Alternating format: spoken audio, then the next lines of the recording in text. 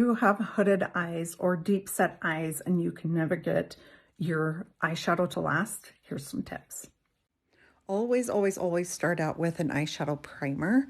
Primer is going to help grip the eyeshadow to help it stay on all day. It's also going to create a nice barrier between your skin and the eyeshadow. Using a creamy matte white shade, whether it be translucent powder or eyeshadow, to set that is going to create a perfect base to start building color. And the reason that you want to build the colors up is because that's what's going to create a really pretty finish, and not get super blotchy and like not blend. Building up the color creates like a soft eyeshadow look. I think that's what most people are looking for. Adding a darker shade in the outer V, making sure you tilt your head back, ladies. This is a big tip. Tilt your head back.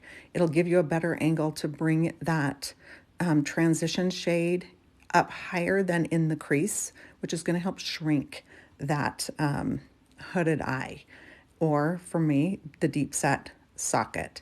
So adding the deeper color is going to add depth and dimension. Go ahead and add a little bit of shine on your lid. Even if you can't see it looking straight forward, when you go to glance down, people are going to see it, and it's such a pretty finishing touch. Add some mascara.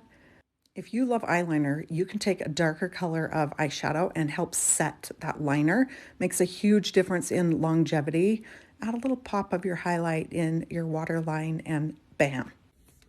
Hopefully those tips are going to help you. Let me know if you have any questions or if you want to build your own custom eyeshadow compact.